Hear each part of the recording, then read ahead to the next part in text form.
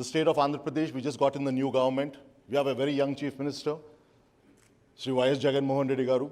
I think he does not need any introduction over here because his perseverance and his integrity for the last 9 to 10 years, I mean, if you see the fight that he has done, and one, if I was to go by his example, I mean, really, that perseverance is what has paid off. And I must tell you, the people of Andhra Pradesh has given our party, the Chief Minister, an overwhelming majority of not more than, I mean, more than 151 seats out of 175. And I think in the recent past, in the history, 50% of the vote share had come to this one single party. Now, in such trying times, as a young government that we've come in, when we look at the world economic environment, world economic scenarios, the headwinds that are blowing are pretty strong. Right across the world, we see that there is a huge amount of unemployment taking place. And if I'm not wrong, recently I think if I'm not wrong, this is the Goldman Sachs had come out with a report in August 2019, where they basically said, compared to the previous slowdowns, this present slowdowns that we're going to be seeing, the international world is going to be seeing, is a protracted slowdown, but shallower and more concentrated in consumptions. Now, I must tell you, as a government, as a policy maker, this does not augur well for us. But we also have to tell you this, we are also bestirred, when we came into the government, we were bestirred about basically overborrowings. If you look at the debt to the GSDP, we were standing at 30% ratio, we're standing at 30% ratio, whereas FRBM prescribes not more than 25%. And if you really see today, 16 to 18% of my budget just goes to catering just a simple interest, interest of the principal. In such trying times, we said, how do we take on such headwinds? How do we take on these challenges as in government? At one end, we see that this unemployment is growing up.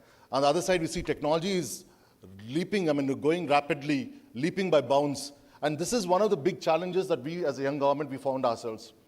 So what got us to thinking was basically, we said, okay, let's go back to our drawing boards and see, in the next 5 years, we need to progress in the sphere of economic development, because without the economic development, without growth in your, in the industries, it's not going to be a happy scenario.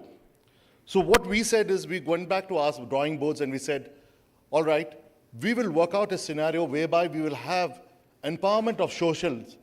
We'll do a social empowerment, but we'll also do, what we said is, we'll also create real-time jobs. I must be happy, I'll be happy to explain to you this. In the last 2 months, the government of Andhra Pradesh has created nearly 5,37,000 jobs in one instance itself. If I'm not wrong, this is one of the biggest job creation that has happened in any state across India. And this is basically what we said is, we looked up at a report that basically, I think if I'm not wrong, it was somewhere in 2011 when McKinsey report had said that basically the basic services that today the people, that they get, whatever services that they are bestowed, whatever they're supposed to be getting, only 50% of the basic services are reaching these people. So we saw an opportunity there. We said, if we can raise it to 75%, if I can create at the same time a good governance, if at the same time this gives me a chance to create employability, I said, why not we take up this chance? So that is the reasons why we created, and also with this, we also said administration needs to be decentralized. So one of the biggest things that we have done is, if you see across India, most of the administrations either lies centered in your capital cities, or in your district headquarters, or it is basically in other secretariat staff. But we decided that we need to take the governance, a real-time governance, to the people of the villages. People who, almost 87% of the people dwell in those villages. So that is why we created village secretariat systems, where every service, where every basic services, the people from that village need not have to go to their mandal headquarters or need not have to go to the district headquarters. Those services will be delivered to you at your doorstep. Now, to me, I saw an opportunity here. We all saw an opportunity here. One, we're creating great governance system over here. And number two, we're also creating employability. So this culminated, as I said again, a creation of job creation was happening. Also, one of the things that we also said is that one of the mainstay of this government, I mean our government in Andhra Pradesh, has been what we call the Navaratna schemes. These 9 schemes are basically social empowerment, but also it is also called freedom from administration. One of the things, what we said, is that to grow and to commit to ourselves, the economic growth and revenue buoyancies are 2 important points of this. One thing that as a state of Andhra Pradesh, I think the Honorable Vice President was so kind enough to say, one thing that we have in abundance and one thing that we have across in India, and especially not particular to any one state, but also one specialist that we have is that abundance of human capital. State of Andhra Pradesh is bestowed, it's blessed with entrepreneurial zeals. We have, as he says, some of the top 100 CEOs or the top, the value creation families have come out of Andhra Pradesh. So this also we have taken that, as an advantage to us. And what we've said is, how do we support in these trying times? What do we need? In fact, we are using this opportunity to clean up our internal house. We are saying we need to get back fiscal discipline back to our state. In the past, I mean, I've seen this, I'm Minister of Industries, I've seen this so many times, a lot of industrialists walk up to me and say this, incentive schemes that they were promised to them have not been paid. So one of the first meetings that we had with our Chief Minister, and the Chief Minister was so prompt in asking us this question, if we are not paying these incentives, these industrialists, how can we expect new investments to walk into our state? So he actually said, let's bring in the financial discipline to the state first. And I'm very happy to announce that the outstanding incentives that have been there for the last 5 years or the last 10 years, I think it was tantamounting to almost about 2,500 or 2,600 crores, 67% of it has been cleared as of yesterday. So this is the kind of fiscal discipline that we would like to bring into the state. And also what we also said is the ease of doing business. I mean, just the Minister for External Affairs, the Minister of State for External Affairs has said this.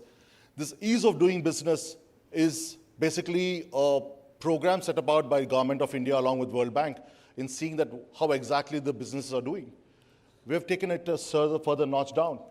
We said we will take it down to the district levels.